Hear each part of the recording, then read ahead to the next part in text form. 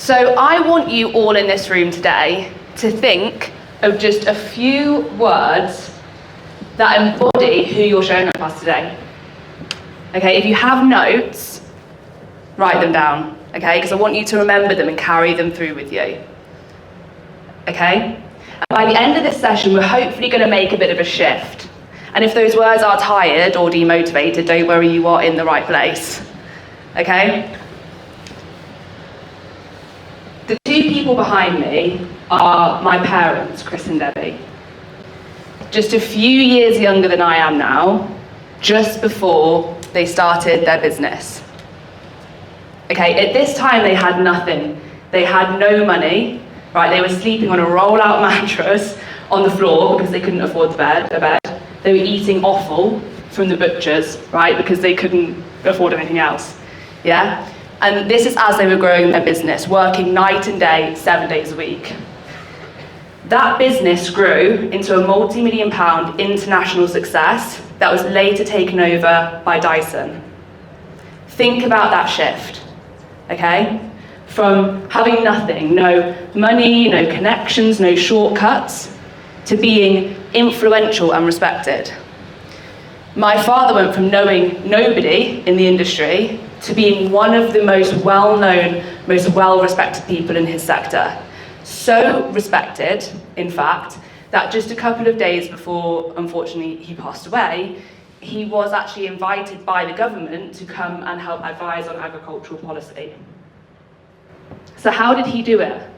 Because he didn't believe in marketing, which is ironic, considering I myself have founded my entire career on marketing, right? But what he didn't realize was marketing.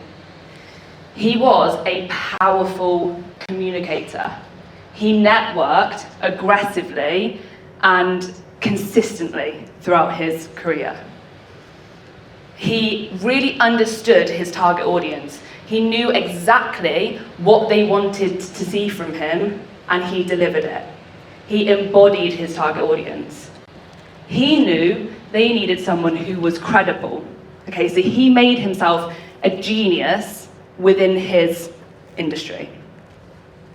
Now, unfortunately, when I was at university, my father passed away. And I remember standing at his funeral amongst some 700 people, and I realized that you can touch so many lives in your lifetime, right, in your career. And I saw firsthand the power of connection in that moment. And it really changed something for me.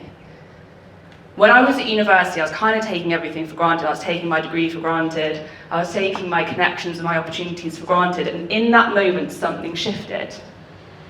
And I realized that complacency breeds stagnation. When we are complacent, nothing shifts. Okay, so I stopped taking my degree for granted. I stopped taking my connections for granted. And I decided to do two things: network aggressively and work on increasing my value. Now, I remember when it got to applying for jobs, right? Because we were applying for placements, we were applying for graduate jobs. I didn't want to just place my CV on the top of 1,000 others and hope that this one piece of A4 paper completely encapsulated my vibe, my experience, my personality, all the value that I had to deliver. I didn't want to do that. I didn't want to apply to those job boards. It didn't sit right with me. And it is because I knew a different and better way. And that was to increase my network and increase my value, okay? To set myself apart from my peers and differentiate myself. So I did a few things. I devoured every single piece of marketing material, business material, accreditation, a Chartered Institute of Marketing course. I devoured every single piece of information I could. I started freelancing at uni to grow my network, to gain results, right? These are things that my peers weren't doing. I also made sure that I graduated with a first-class degree, and I won the prize for top overall performing student. Again, that was to differentiate myself from my peers. It was so I could communicate my value. When then I landed the corporate role, I began working for a large wealth management firm for St James's Place. Very quickly, I got promoted to running the marketing department. And something really hit me in that moment. And it was that these brilliant professionals that were financial advisors across the whole industry, not just the company that I was working with, really struggled to grow their businesses. They were brilliant at the financial advice side, for the most part. They were brilliant at the financial advice side, but they had no idea really how to connect with their audience. And it was because of a couple of things. They would come out of learning how to be a financial advisor, they would see other financial advisors, and they would want to become just like them. I want everyone in the room, right, to picture a financial advisor. Picture a financial advisor. They're probably a man. They're probably 40 to 60 years old, wearing maybe a blue or grey suit, driving probably a midlife crisis car, probably whipping out their Mont Blanc pen, right? That's probably, I'm getting a lot of smiles and nods, right? So that's probably the image that we are getting as a financial advisor. Now, if you step into the role of being a financial advisor and you're doing the exact same thing as everybody else, you're not differentiating yourself. But actually, in actual fact, a lot of financial advisors have great personalities. You know, they are different from each other. They do have something different to offer, but they step into the role and they put on the corporate mask. So what I did when I was in the role, because marketing ROI wasn't great when I got promoted into the role, so I made a shift, because we were getting the leads, but we just weren't getting the conversions. So I started a program where I worked one-to-one with the advisors, helping them with things like building a connection with their target audience, understanding who their audience were and how they could reflect that audience back within themselves, right? How they could gain empathy and trust with their target audience. And something happened, right? The leads that we were getting in actually started to get converted. Shock, right? You know, when you actually show empathy and compassion and understanding to your target audience and you reflect them back, you build a relationship with them. Opportunities started arising that they had never had before. And it was because they did three things. They understood their own value a lot better, so they could communicate it. They understood their target audience a lot better, so what they needed to communicate. And they were consistently visible. They got consistently visible. Now, obviously that went really well, and I was speaking internally to SJP, and they were saying a lot of the same practices weren't doing this thing. So I went self-employed with no clients, and using the same framework, I landed my first big clients within just a couple of weeks. Ever since then, it has grown from strength to strength. Okay? The moral of these three stories, my dad's story, my own story, and the story of these financial advisors, is that personal branding and personal connections matter. Okay?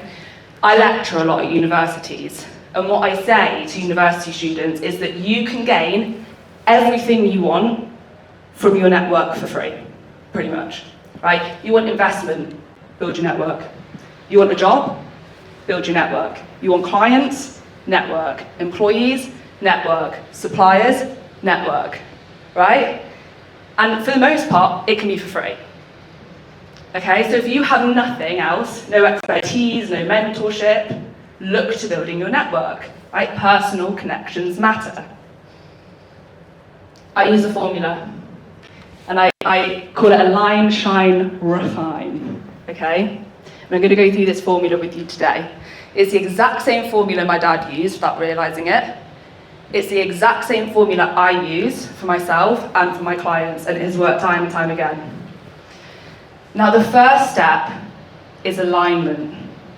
Okay? And when I talk about alignment, I talk about being intentional. A lot of the time, right, a personal branding is the associations that we create with ourselves. We all in this room have a personal brand, whether we tried to create it or not. When I talk about being intentional, I talk about intentionally deciding on those associations that one creates with themselves. Okay, so when we're talking about alignment, I'm talking about intention. Now, there's three stages to alignment. There is authentic alignment, audience alignment, and alignment to what I like to call your higher self. Now, the first step is authentic alignment. Studies show that authenticity in leadership builds greater trust. I mean, it's kind of obvious, it's the what you see is what you get concept, okay? But authenticity in leadership builds trust. Now, if you don't understand what makes you valuable and what makes you you, how can you ever communicate it? You can't. Most people have an idea of our strengths, okay? But I want you to get really, really clear on what makes you unique from your peers. Okay? So get really clear on your communication style. How do you communicate that is valuable? What attributes do you hold that make you valuable? Who is in your network that's valuable? Okay? I want you to get really clear on who you are and how that differentiates you from everybody else that does what you do. Okay? Because a mentor told me once that you are your unique selling point. There is nobody else that has the exact same story as you that has got you to this point. So the other thing that I want you to think about is, what is that story? Who has changed your mindset, has changed your life in some way? What experiences have you experienced that has changed your mindset and your life in some way? Okay, what have been the low points that you've learned from? All of these, if you get really, really clear on it, they help you connect with other people. Okay, so I want you to get really clear on your story.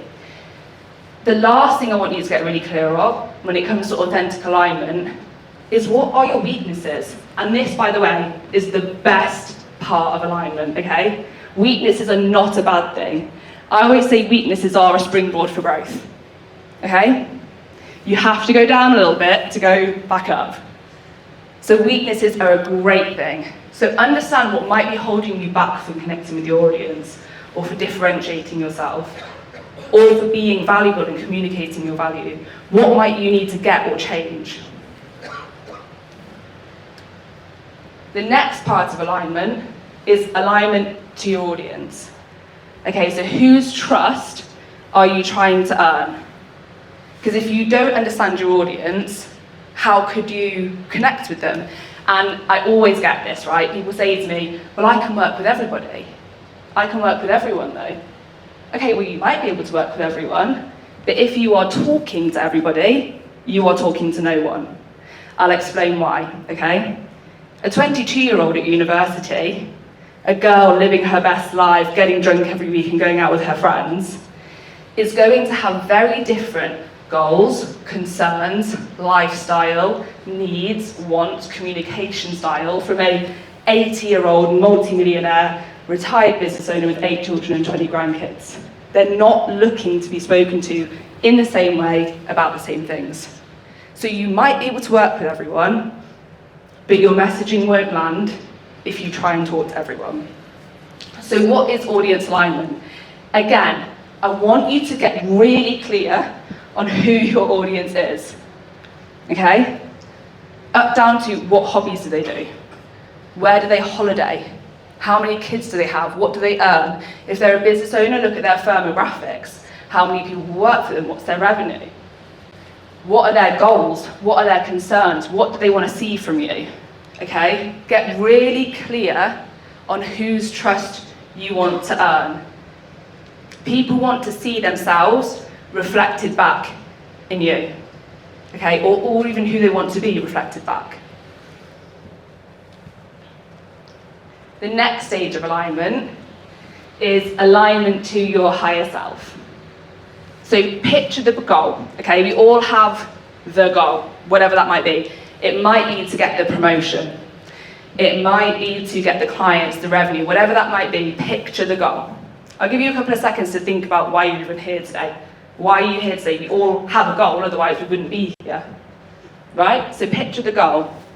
Now I want you to think about who the person is that's already achieved that goal.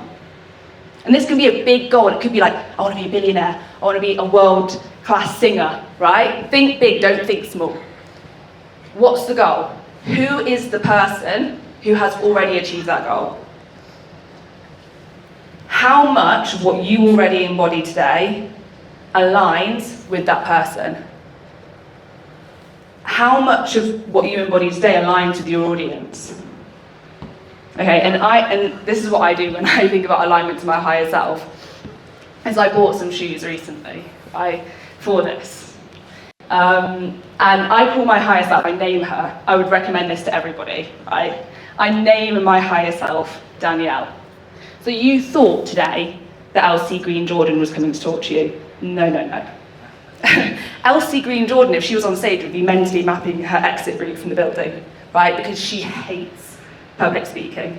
She's terrified of public speaking. Danielle, on the other hand, is a confident, competent public speaker who actively enjoys it. So when I put on my shoes, right, I'm Danielle. I'm not Elsie anymore. I embody Danielle. So I want everyone to think of like an item that makes them feel really good. And maybe one of your weaknesses is that you're disorganized or that you're afraid of reaching out to the people that you need to reach out to. Whatever that might be, but when you have that suit jacket on, or that watch, you're not you anymore. You are your higher self. Honestly, the shift this creates for me is crazy. When I feel good and I embody who I need to be to get my goal, my entire vibe, my entire energy changes.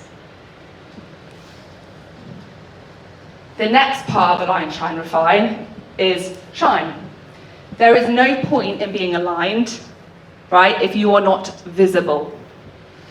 If we're talking about lead generation, right, a lot of the issues with lead generation is a visibility issue. Okay, you're not getting in front of the right people. So shine means getting visible. Okay, we've already established who our audience is, where they like to live, what hobbies they like to do. Show up in those places. It might be LinkedIn, it might be Instagram, it might be the golf course, it might be certain coffee shops, right? I don't know, you know, I don't know. Harvest Business Review did a study that said that employees that were visible in work, more visible in work in the office, were 3 times more likely to get promoted above peers that were as competent or even more competent than them. Okay, visibility creates opportunity. Another study was done that people who saw stimuli that they had seen before preferred that stimuli to stimuli they'd never seen before, even if they couldn't consciously remember seeing it. Okay, so over time, visibility builds trust. So there's no point in being aligned if you are then not visible. The last stage to align, shine, refine is, of course, refine. So you could become aligned, you could get really visible, but unless you are constantly taking on feedback and changing and adapting and growing and using that feedback, you will either stagnate. Remember, we said complacency breeds stagnation. So if you get complacent, you stagnate or you just drop off a cliff. Okay, so you want to be constantly getting in feedback. That could be how you feel more motivated or more organized or whatever that might be in the job. Okay, it could be that you're getting more clients, you're getting more leads, you're getting more followers on LinkedIn, right? It could be quantitative data. It could be feedback that you're getting from friends and family or your clients.